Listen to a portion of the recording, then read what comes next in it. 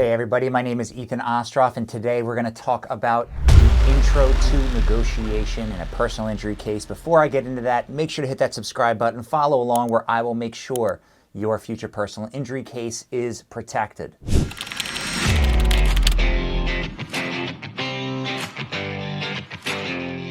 So, 101 of negotiation in a personal injury case. The basics of when you get hurt and it's not your fault is that you will get a call almost immediately from your insurance company, from the other driver's insurance company if it was a car crash, from the business's insurance company if you fell on somebody's property. The number one rule, do not accept the first offer. You will get an offer fast. They will say, this is your only chance to settle. This offer will explode on Tuesday if it's Monday.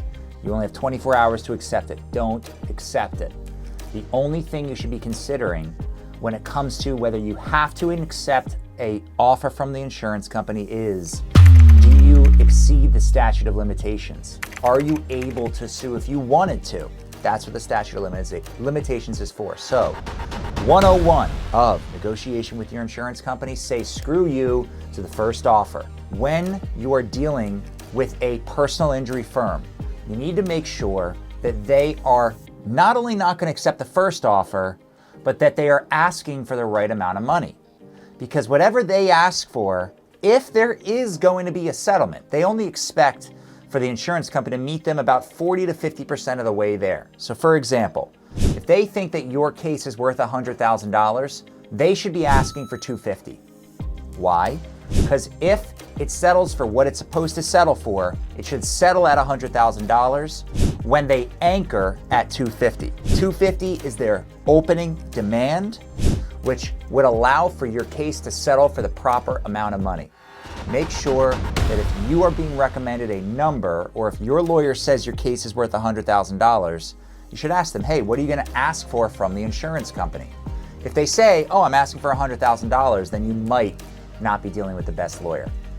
Next, know that your case could go to trial, but that it probably won't. Know that your case could, but it probably won't. So what that means, if you are dealing with a law firm that won't take your case to trial, make sure that they know that they should, if it needs to, take your case to trial. Let me give you an example. When I ask for money on my client's behalf, I set up that case in case it has to go all the way to a jury trial.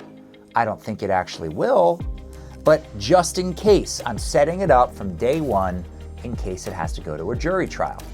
So your lawyer should at least have a plan for trying your case. If they don't, that means you might be having a lawyer that wants to settle too quick and settle too cheap. So posture your case for trial, even if it doesn't go to trial. Those are the most important parts to this.